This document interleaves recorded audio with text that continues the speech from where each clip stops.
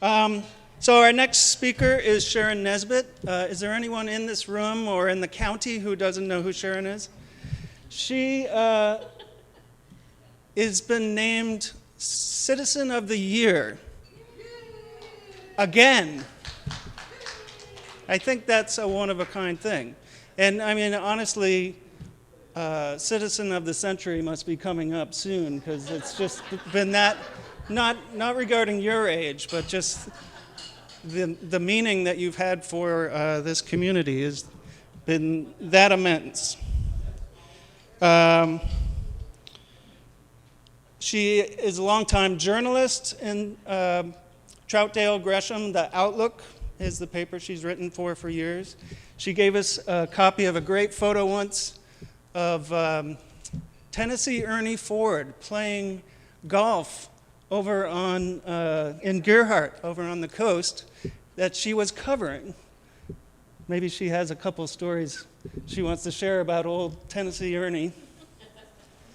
But she's also a founding member of the Troutdale Historical Society, which turned 50 this year.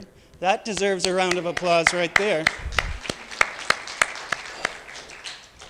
And she's just involved in everything that's good for this area. That's what I've discovered. So, without further ado, want to bring her up here and also say thanks from McMenamins that we're in this place to be able to do this.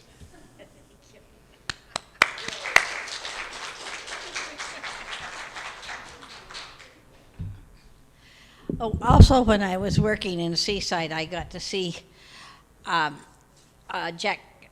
Kennedy, and he was just streaking across the parking lot, but I count that. Anyway, this is an attempt, this particular program, which I have presented a month ago at our Troutdale Historical Society History Nights. And so if you are not aware of our history nights here at Edgefield, they're on the last Tuesday of the month. We have the most interesting speakers on every possible subject, geology and so on. And we had one last month, which I wasn't sure I wanted to go to, called Garden Like Jane Austen. And that woman was really funny, and I learned a whole lot about clematis and plants that I didn't know. And besides that, she was a hoot. So even when you're not sure of the topic, it's always a good thing to show up here on History Nights on the last Tuesday. It is free admission.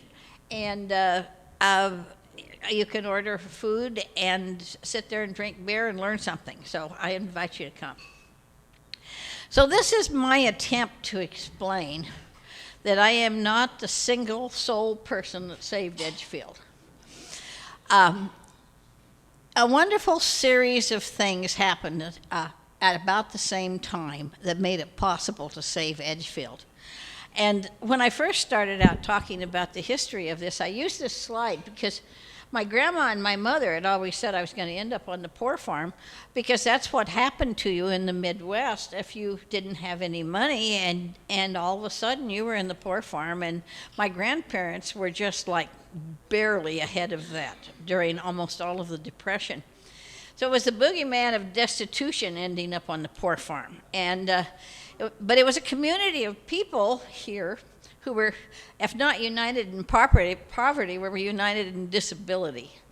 And there was some insanity, perhaps. They always said that maybe this was a crazy people lived here, but no more crazy than the average population.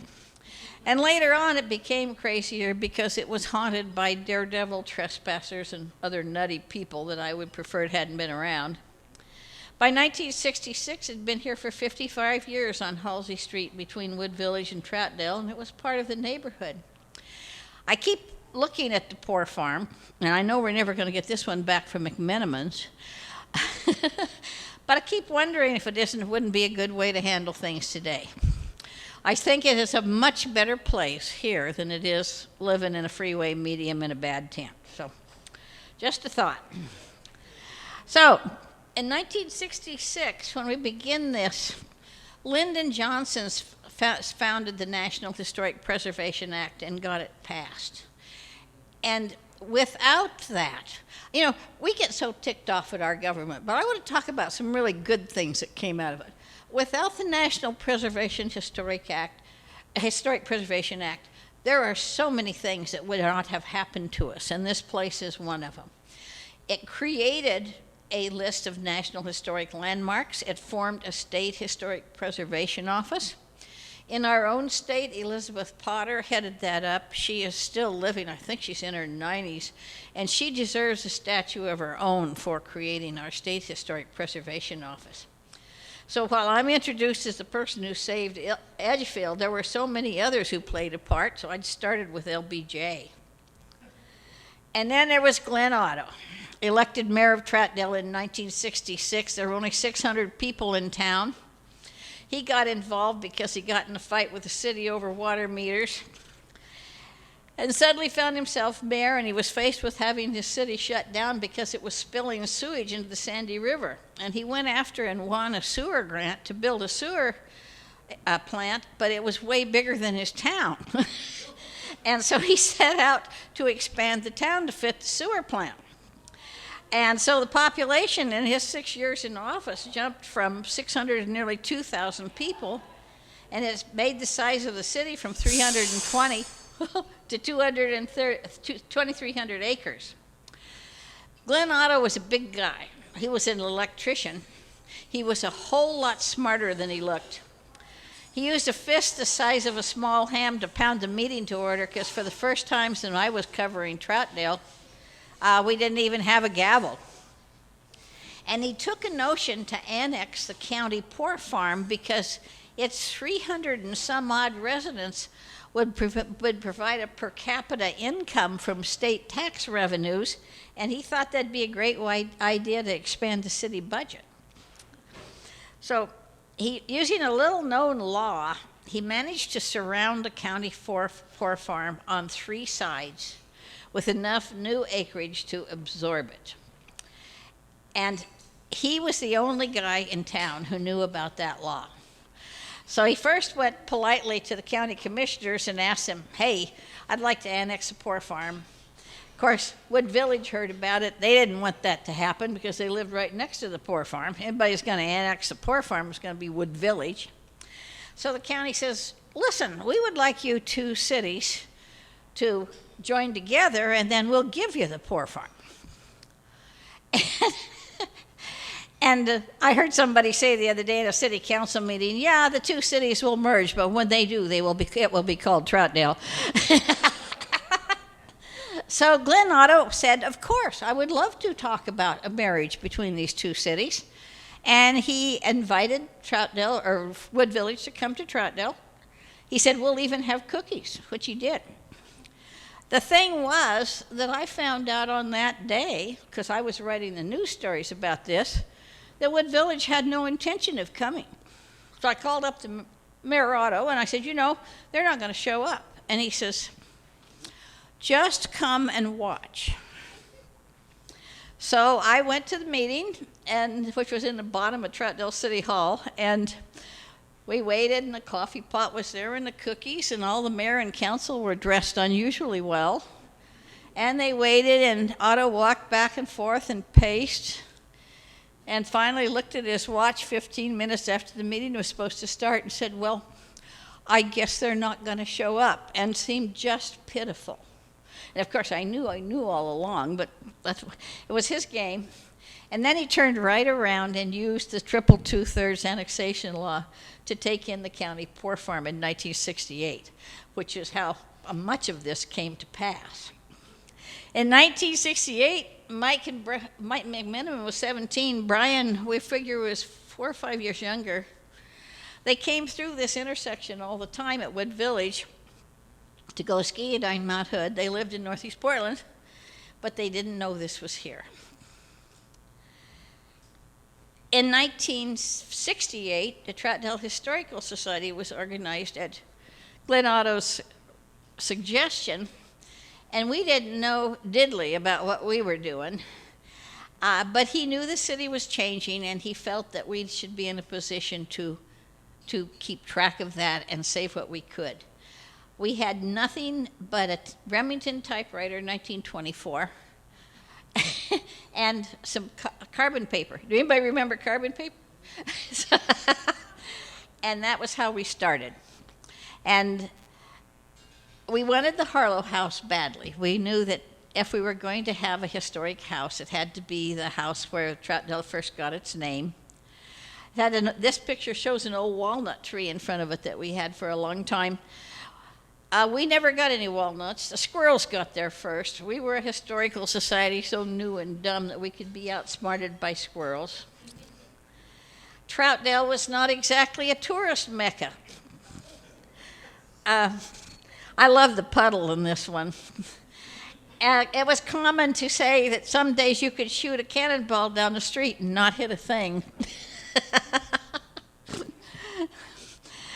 But historic preservation was having a faint stirring, and Elizabeth Potter made a list of significant restoration stuff.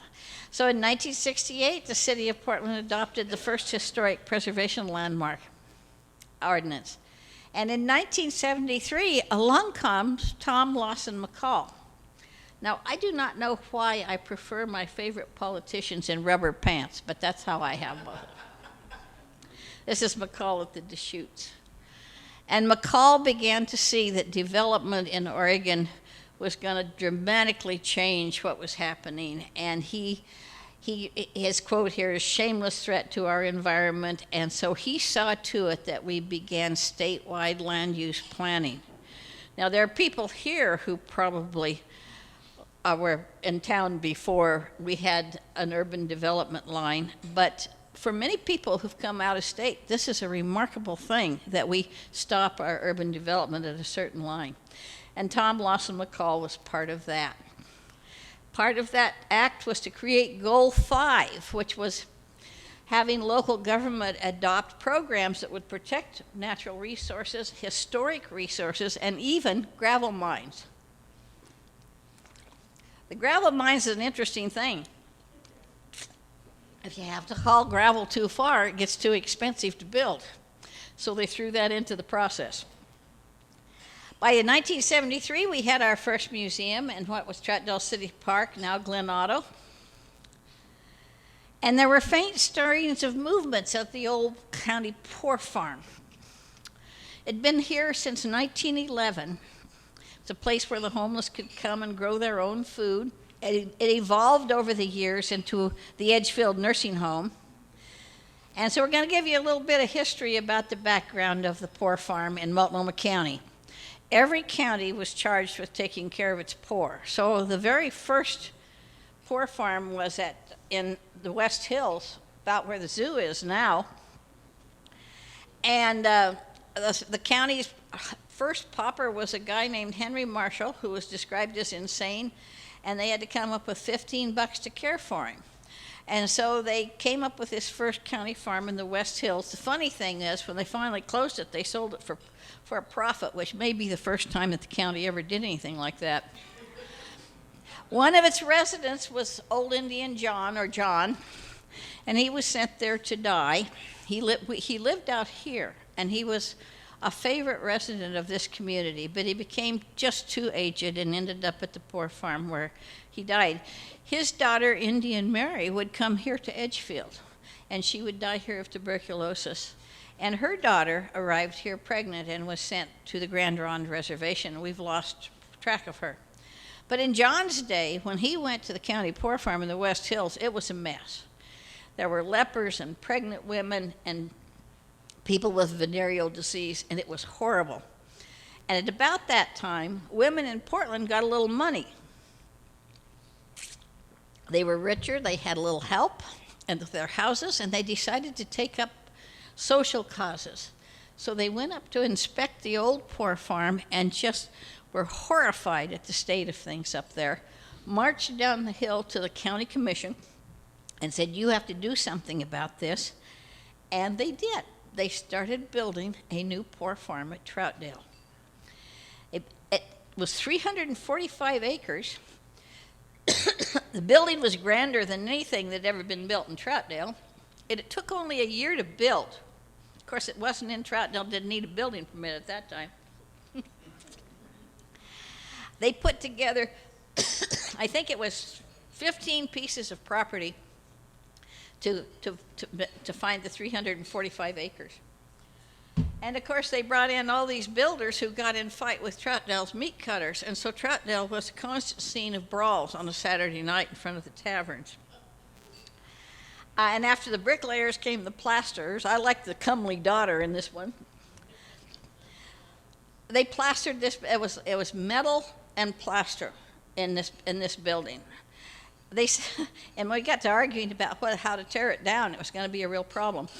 And there was not a single plastered house in Troutdale when they built the poor farm here. People threw water on the sides of their houses in cold wind so the ice would freeze there and insulate the house, but not here at the poor farm. It was pretty darn nice. And as I say here, it got a great building from the Oregonian. It was a real home, and that was a good definition of it. And the very first inmates came in 1911. There was a trolley car track out here where Halsey Street is now, so many of them came by trolley. They were carrying a few things that they owned, and some of those Troutdale Historical Society now has. A Victrola with a wooden horn, a pair of size 10 women's dancing shoes in gold metallic, a tuxedo jacket. It's interesting. You just don't know who ends up on the poor farm. And if you want to see some of their relatives' pictures, go into the Black Rabbit bar, pass the bar, go into the door that says duck because it's too low, and immediately on your left is the ugliest grandma picture you're ever going to see. And it comes from our collection, and the McMenamins thought it was such a stunning picture that they asked for a copy of it, and they keep it in there. So they came here with their very last treasures, and they would leave them here because most of them went no place after this place.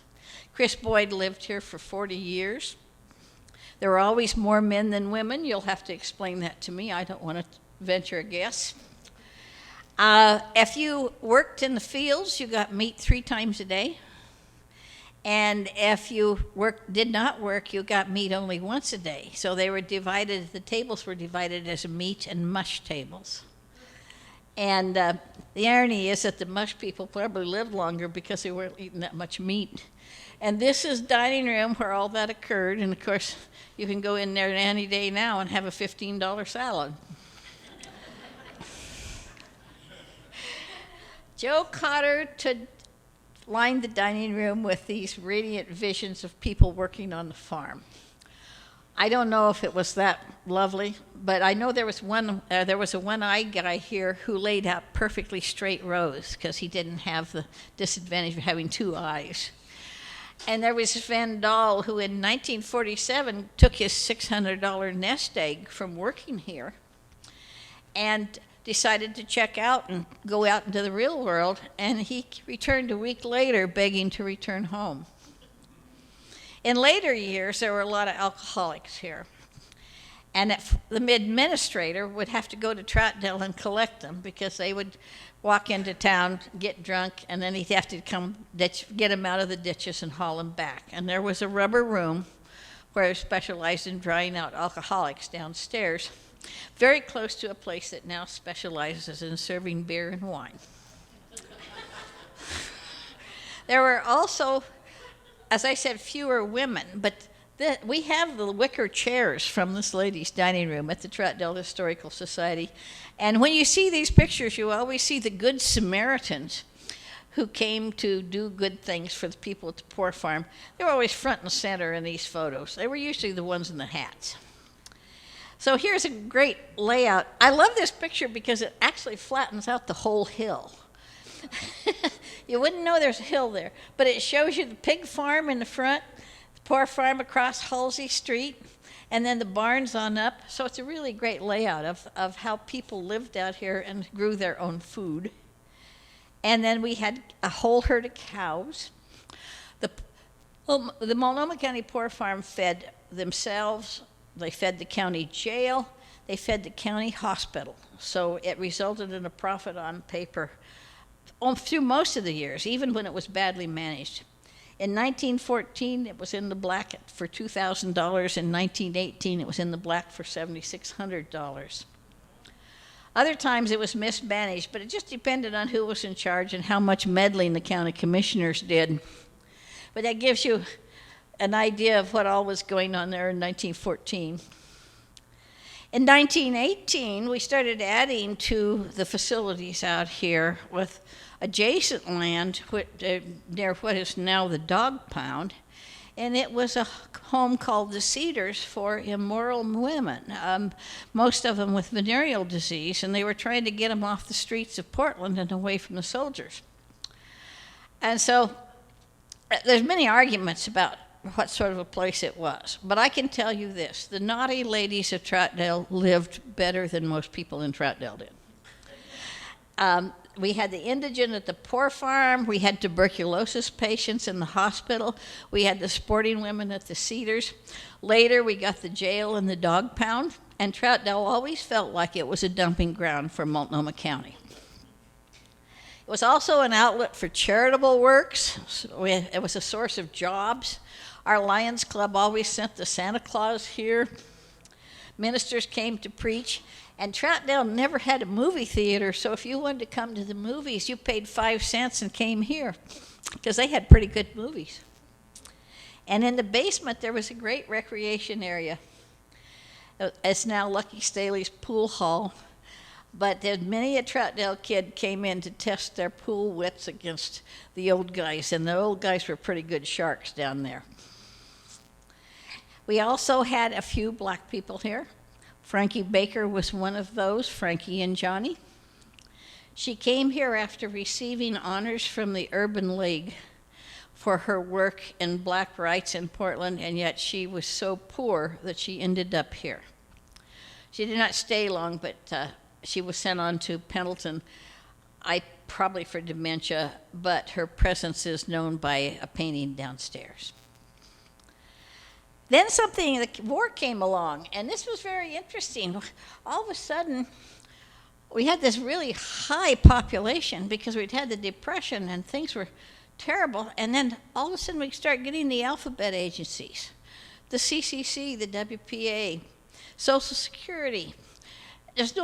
People started leaving who'd never left before because they could work down in the shipyards. And so the poor farm began to lose its identity and became more of a nursing home. And then it was transformed into a first-rate nursing home. It was the top-rated nursing home in the state. So the farm use began to change accordingly. Of course, we did have the jail. The jail was really funny, and we've done some history on the jail. And it was a minimum security jail for a long time, and so the prisoners would just climb out over the fence, and they'd go to Troutdale to the taverns, or they'd go to the dog track, and there were paths through the grass, and all they had to do was get back at night for room check. So the property finally was renamed Edgefield Center, and it became a rehab center for people like Lucky Staehly, and the dairy herd was sold. Here's Lucky. Lucky was the darling of all of Troutdale's kids. He was a truck driver who had been back injuries and was in a wheelchair, but he was handsome and charming and had a great grin. And he would sit out by the Halsey Street and wave at all the kids, and they would go to Wood Village and buy him goodies. And they'd bring him Cokes and ice cream. And Lucky is said to have gotten lucky and managed to get a woman to come to his room. We don't know how that transpired, but we're not going to ask. And he was a great pool shooter, and so that's why the pool hall is named for Lucky Staehly. The McMenamin brothers, by the meantime, are beginning to grow up, and they have started Produce Row. And they always said that they wanted to have places to drink and have a bite to eat where you could take your mother. And I've met their mother. And they began to do some studying. Well, after they graduated from Oregon State, went to Europe and they started looking at family-style pubs and how whole families would go hiking and then go in and have beer and food. And most Oregon taverns were tacky and smoke-filled and catering largely to cheap beer and alcoholics. And so they had a different notion about how a pub should be. By 1975, the historic preservation law allowed you to freeze the taxes on your property for a 10-year period and apply that savings to the restoration. And in 1977, the Historic Preservation League of Oregon was founded. It's now called Restore Oregon. Wonderful organization. They helped us a lot. We had television at Edgefield. It was the first place in this area to get television.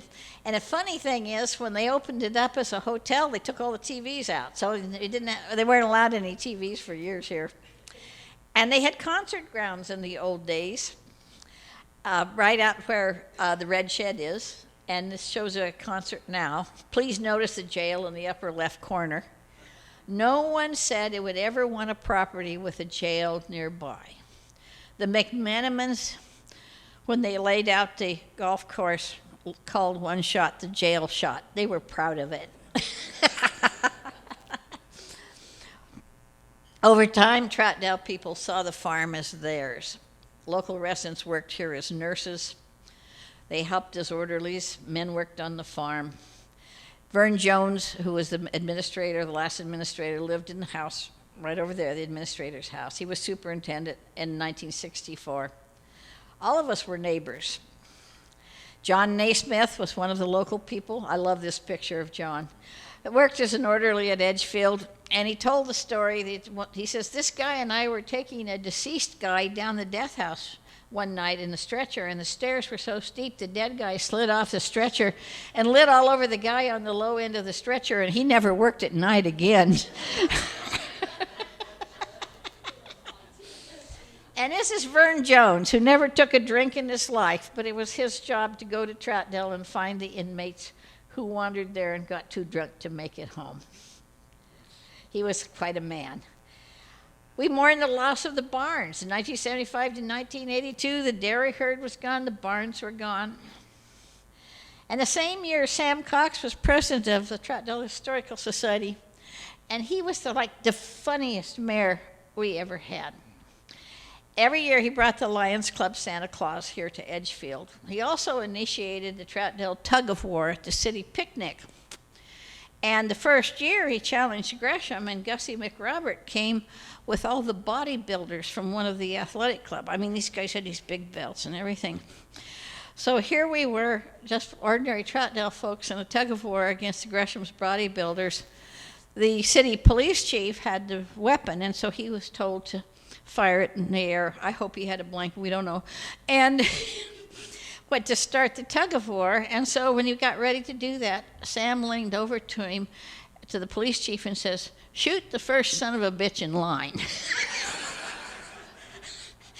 It didn't happen, but we also won the tug of war because he said our ugly women were better than their ugly women.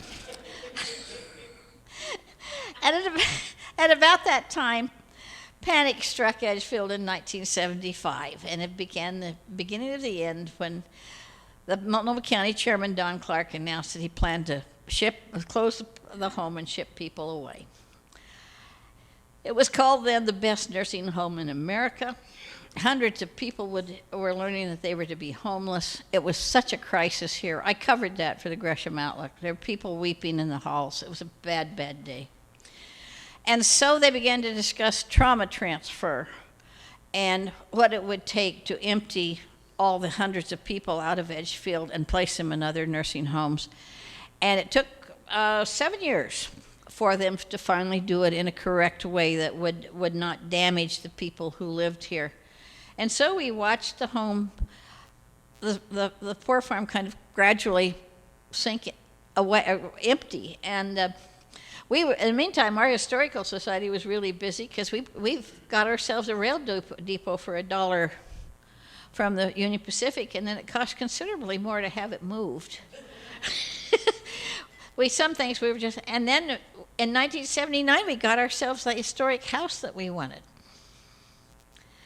And in 1981, another miracle came along. The Preservation Act that we had all seen come into place began to look at the Columbia River Gorge and the historic Columbia River Highway as historic sites and places worth saving. And in 1983, the entire roadway from Troutdale to the Dalles was placed on the National Register, meaning it had to be restored to historic standards. In 1984, the historic highway was made a National Historic Civil Engineering landmark, and people were beginning to think of it as a tourist attraction. And we had people showing up in our museums with little tiny clippings from travel magazines suggesting that they travel the historic Columbia River Highway. What a novel idea. So while the road was opening, the poor farm was closing. Agnes Tachibana was wheeled out of the west door as the last patient here, April 1982. Dorothy Strait was her nurse, and she leaned in and tucked a bouquet of narcissus, I was there that day, into her hands. And Agnes had never spoken a word to anybody, but Dorothy said, every time I took her for a walk outside, she'd come back with a little flower. Oh, look there, she's waving. Aggie understands more than you think. So that was the last patient. So Verne and I went through the building. We rang the bell for the last time. It was stolen just a few weeks later. The metal fountain out front was stolen as well. The pipes froze. There was no heat. The county just walked out and barely locked the doors and very quickly made a decision to sell the place. The only working building was the power station, which was the jail laundry. In 1982, as they were closing up, Verne Jones asked the Troutdale Historical Society to come hunting for artifacts from the empty manor. And so we got to go all the places. We found rows and rows of antique wheelchairs. We found the shoe shop. We also found the shop where they kept all the wooden legs and arms that were left over from decades of people who died and left them behind. We saw the suitcase room where it started with cloth valises down on the bottom and worked its way to piles of Samsonite on top. And of course the gold shoes and the cutaway coat and the other things, and we took part of those things with us. And Edgefield was essentially abandoned. People with spray cans started coming in. They could not spell Jesus or satin. They started breaking into it. In 1985, the county, just 3 years after closure, declared Edgefield dilapidated beyond repair. And we began looking at why it was not on the county's own historic sites list. I mean, the rest of us as cities under Oregon's land use laws had to make historic sites lists. Edgefield wasn't on it. County committees decided in 1985 to sweep the farm clear of all buildings, excepting the jail, and market the land to potential buyers. The same year, McMenamin still had not heard of Edgefield, but they were busy because they wanted to try to get microbreweries in Oregon, which meant that you could brew and serve the same beer in the same site. It was crazy. They tried so hard to get that law passed, and every time they went down, it slipped away from them again. But they finally managed to achieve it. But it was a major effort from brewers and winery people here in Oregon to get that law passed. So the microbrew era was born, and you could serve beer brewed in your own pub. Up to that point, we'd had really crazy liquor laws. You weren't able to carry your own drink from the bar to the table. If you came in and had a drink at the bar and then your table was ready, the waitress had to carry your drink. You had to have a liquor license to buy liquor here, and which you got from the local Greenfront. And can you imagine a day when you could carry a beer over 20 acres? That's cool. And so here's the guys, right after the microbrew law is passed, considerably younger in this picture. And then, of course, we began to wonder why the county didn't have Edgefield on its historic sites list. And we realized that it had been a deliberate act. They deliberately left it off.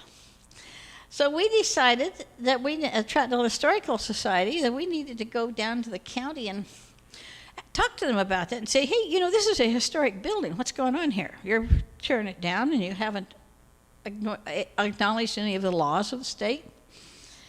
And they just laughed at us.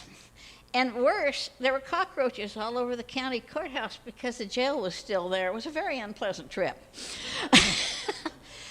And so we started checking, and it turns out that you can file a National Register nomination request with the State Historic Preservation Office, even if you don't own the building, and they will tell you whether it's eligible.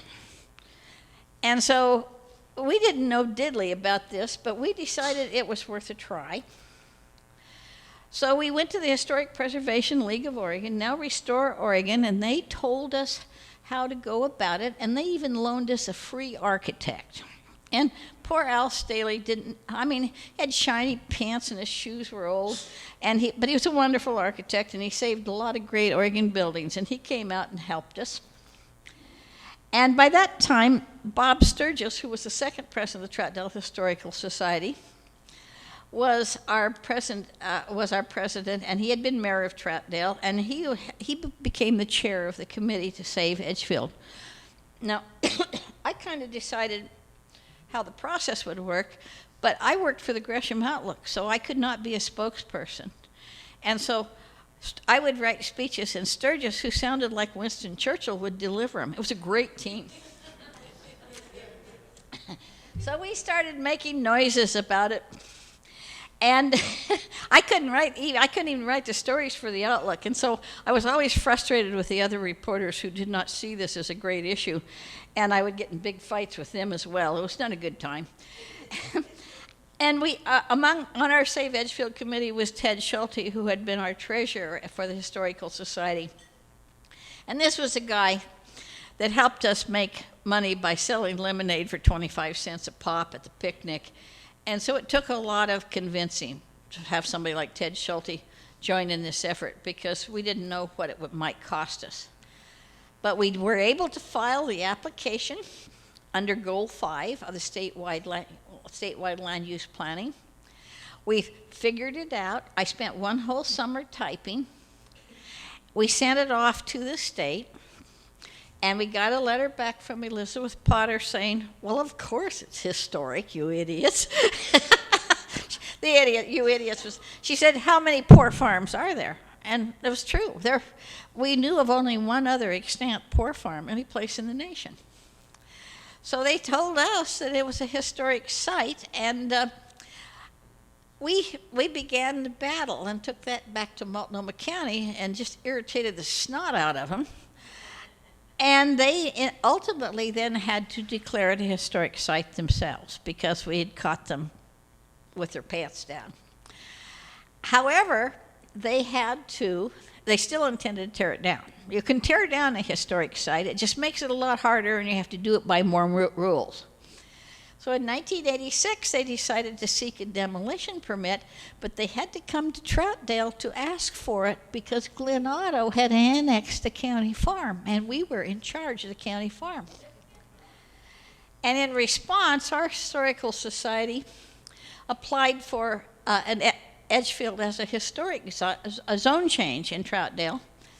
And so we began the fight in City Hall as they were seeking demolition permits. We were trying to get it named a city historic site. You just can't describe. The pile of papers what came when it got done was 3.5 feet tall. The city's development director had no interest in saving Edgefield. He wanted to be the guy who created a huge commercial development out here of either a shopping center or some sort of factory. And he did not want to save Edgefield, and he opposed our doing it. And he said to the Historical Society, okay, you must pay the hearing fees, and charged us $3,000, which was all we had in the bank. One of the city staff members in the Troutdale Planning Commission, George Simon, lost his job because he disagreed with him. And he was arguing differently, that this was an obligation of the city to honor the historic zoning ordinances. And I never quite got over George losing his job. It was one of the darkest hours we ever had, because I had to go back to our board and say, you know, they're charging us $3,000 for filing against this for Edgefield zoning, and that's what we have. And what are we going to do about this? And our board stuck to it. I could not believe they would. I did not. I caved and finally withdrew our application because we couldn't risk it. I couldn't take the only money we had in the world and apply it to that. Ultimately, the city, Pam Christian, who was the city director, ruled that Troutdale was obligated to pay that cost, and she did not charge us, and it went forward. But it was a really bad time. It was a really bad time at City Hall. So we took the $3,000 and paid off the Harlow House, and then to practice what we preached, we put it on the National Register. And while we were fixing up Harlow House, Edgefield continued to molder. Verne Jones returned 8 years later, and he was so dismayed at what was going on here. The final insult was the pentagram. The kid who did it called me finally about 4 years ago, said he didn't know what a pentagram was. He just took a stab at it. They put a dead pigeon on it, and Jesus was spelled Jeasus. I cannot respect people who cannot spell. The fire department, the police would no longer come in. There was a world of problems here. And then all of a sudden, because of the pentagram, all the people who were worried about occult activities showed up at City Hall and said, you know, Satan is there now. It has to come down. Satan occupies the building. It has to come down. And I was simply asking for a motion detector out here at the ice house, where all the kids were breaking in. And so the county didn't want to spend money on a motion detector. And I said, you know, it might help. And the people are there yelling about Satan being in the building. And finally I says, I just lost it. And I says, why the hell don't we give the motion detector a shot? And they did, and it sort of helped. But the thing that really helped was the county shot itself in its own foot.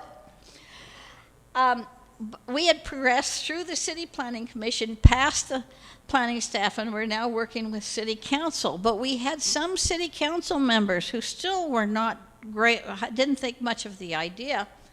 So the county decided that to convince everybody that they wanted to tear down Edgefield, they would have a big tour through Edgefield of all the local county commission or city commissioners and councilors and show them how bad it was.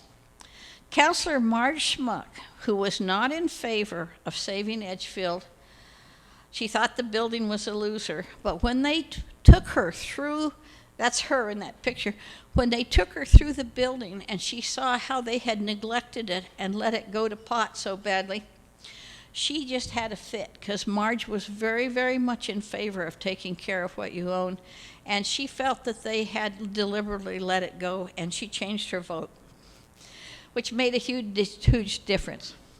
In the meantime, we had decided to go ahead and build a barn while we were doing all this, and we spent 10 years, $100,000, the longest continuous building permit in the city history, and our museum barn stands today on the historic highway and has an exhibit of the historic highway right now.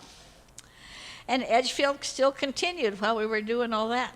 We advertised Edgefield in the New York Times. That was really fun. We even got a news story in the New York Times, and nobody wanted to buy it. Saving an old building is like throwing tack strips in front of a fleeing car. You keep coming up with one idea after another, and you hope that that'll buy it more time, and so on. So we fought down at least 2 demolition permits, maybe 3. The last one appeared to be going ahead, and it was, you know, we'd run out of ways to stop this. We just couldn't sell it. We couldn't do anything. And then the county learned that the roof was made of asbestos slate. And it would cost so much to take it down and dispose of the slate that they could not afford to tear it down. It is the first time in the history of the world that asbestos was a good thing. But we still didn't have a buyer. So there was one Channel 8 reporter who was very faithful to us, and she would call me when they had 30 seconds on the evening news, and she says, "What's new on Edgefield?" And so I would write Bob Sturges a script, and then we would meet someplace, and they would bring out the shooter, the camera, and they would do, 30 seconds, 20 seconds on Edgefield, and they'd show a historic photo or two.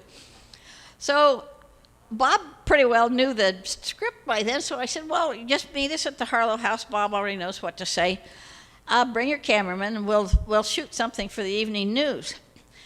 And Bob did have a tendency to wander from time to time, and so he got in front of the camera when he was talking about Multnomah County and complained bitterly about how 40 years before, they had let acres of tomatoes rot in the field at Edgefield, and they were always a horrible organization, and he kept wandering on about tomatoes, and he never talked about saving the building.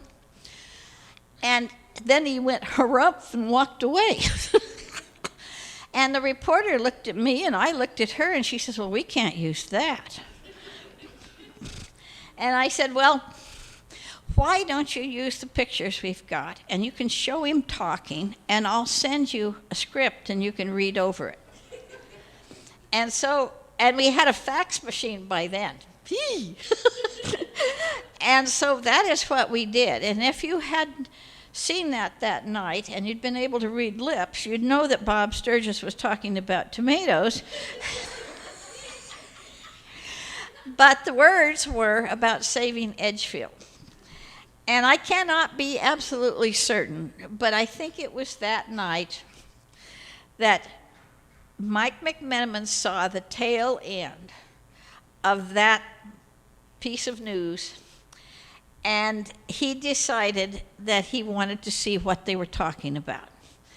And so he came out, he called Wayne George, who was the county director of these activities. With one flashlight, they went into this pitch black building. Mike said we couldn't see a damn thing in some places, but he would later say that he liked it for its creepiness. By then, the McMenamins had 19 brew pubs, and they knew how to make scruffy old buildings look good. They would later say that they could not afford to build new structures, so they became very good at fixing up old ones. By then, likely to get even with me, the county put me on the marketing committee to sell Edgefield. And I was there when Mike offered a lowball $200,000 for the county poor farm in 10 acres. And even I knew the county wouldn't accept it. But then he turned around and offered $500,000, and they threw up their hands and gave it to him at $500,000. The McMenamins are shown here. I think this would be late 1918. Well, I'm not sure about the date on this one, but just at the time they bought it. They became the owners of their very own poor farm in 1990. 22 years after the National Historic Preservation Act, the poor farm had a chance at a future. And I want you to pay attention to Mike's shirt, because people said he was going to lose it. His answer to the pentagram was to bring in a pipe band. And we came in, and we filled the place with old people again to tell them the stories about the place and what had led, and all of those led to the artwork in the building. We walked around with artists and discussed all the people who'd lived here. The Troutdale Historical Society is shown touring this very ballroom. We were just ordinary folks who stuck to their belief that even Troutdale could have a historic site. It was about saving historic sites and using the laws that made it happen. By then, Troutdale was thinking, well, gee, people are coming to see the historic highway. We might be spiff things up a little and make our town look a little better. And attitudes would change, because there was a whole hotel just down the road that was willing to keep people and let them visit the gorge.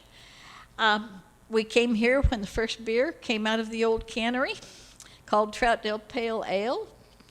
There was white wine in the winery. The idiot reporter that I had been goading to write stories said, "Hey, did you know they're making wine at Edgefield?" I wanted to kill him. And I got to clink glasses with Wayne George of the county when we got the first wine, first white wine out of the winery. And he said, "Okay, now you can say it." And I said, "I told you so." And then we toasted the two guys who just wanted to make it fun. And then we silently prayed that they would make it. And that was another story altogether for another time, because it was not an easy run at that. And that's my story.